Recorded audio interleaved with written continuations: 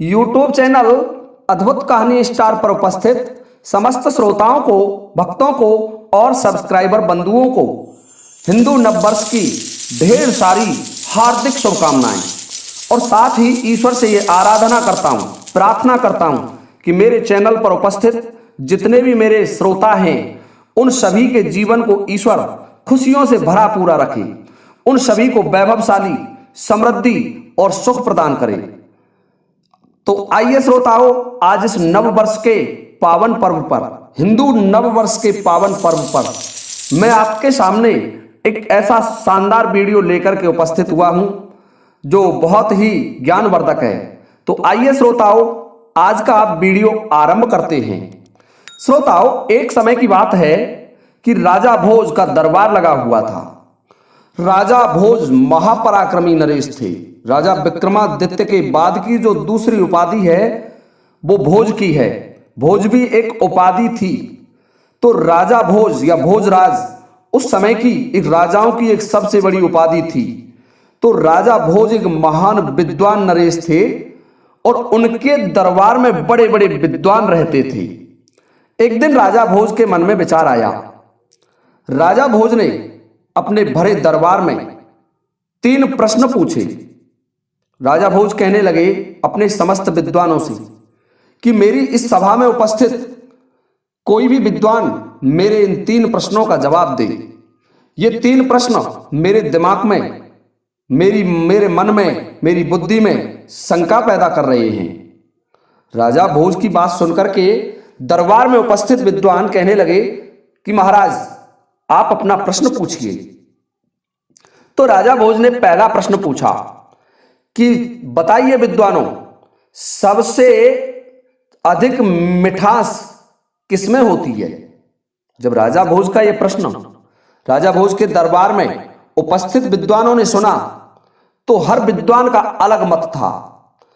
कोई कहने लगा कि मिठाई में ज्यादा मीठा होता है, कोई कहने लगा गुड़ में अधिक मीठा होता है, कोई कहने लगा चीनी अधिक मीठी होती है और कोई कहने लगा गन्ना सबसे मीठा होता है।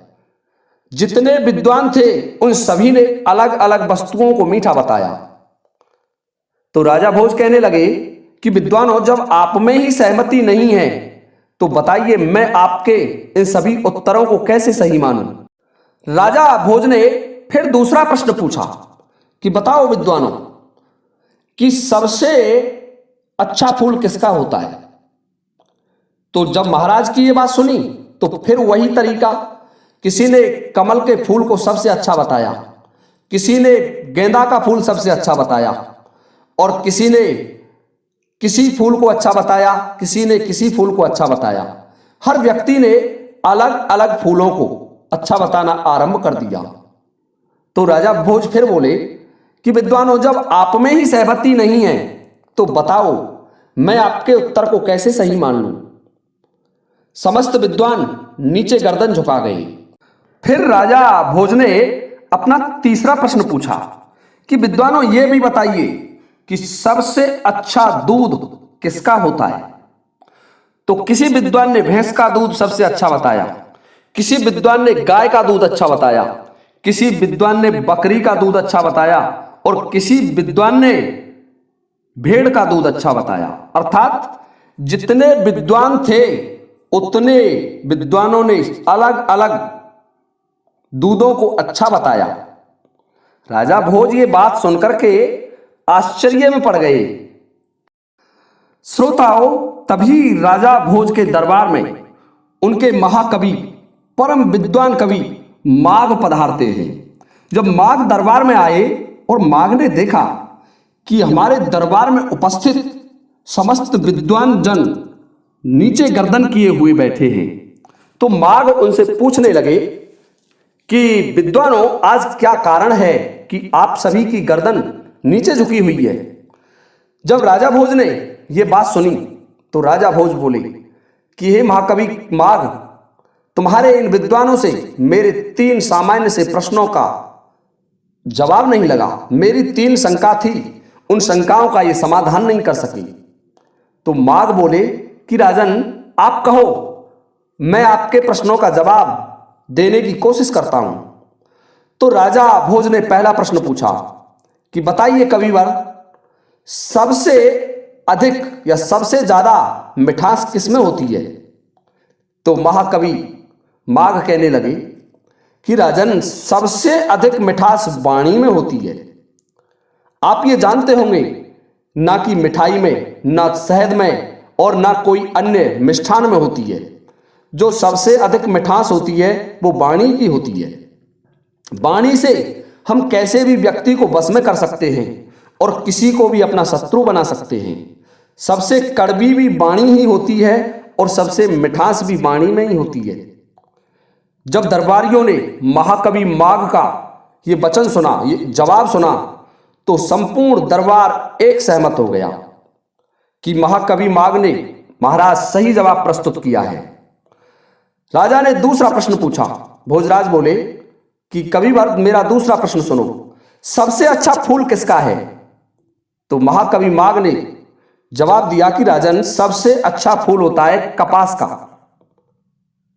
कपास ही एक ऐसा फूल है जिससे हम संसार के जितने भी मानव हैं अपने शरीर को ढकने के लिए वस्त्र प्राप्त करते हैं। बाकी के अन्य किसी पुष्प से नहीं किया जा सकता।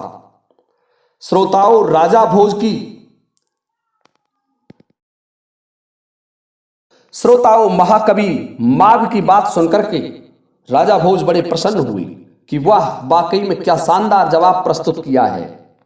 राजा भोज ने अपना तीसरा प्रश्न पूछा कि कविवर बताएं, सबसे अच्छा दूध किसका होता है?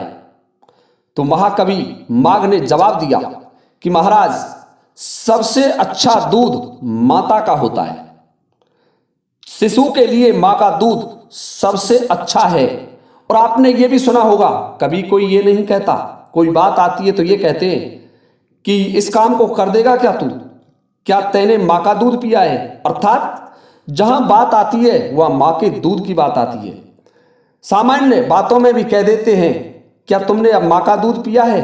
अर्थात जो सर्वाधिक महत्वपूर्ण दूध होता है वो मां का होता है। माता के दूध में ही वो शक्ति होती है, वो साहस होता है, पौष्टिक होता है और हिम्मत होती है। सारे गुणों से भरपूर होता है मां का दूध। तो जब राजा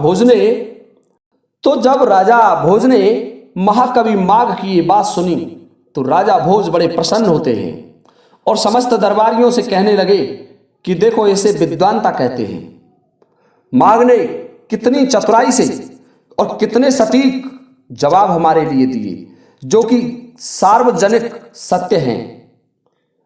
राजा भोज माघ पर बड़े प्रसन्न होते हैं और श्रोताओं माघ को अपने दरबार में सम्मानित करते हैं। ये थे आज के हमारे 3 प्रश्न जो राजा भोज ने अपने दरबार में पूछे थे। श्रोताओं, यदि आपको हमारा वीडियो पसंद आया हो तो कृपया वीडियो को लाइक करना ना भूलें। इसी के साथ अब ये वीडियो समाप्त होता है। जय हिंद, जय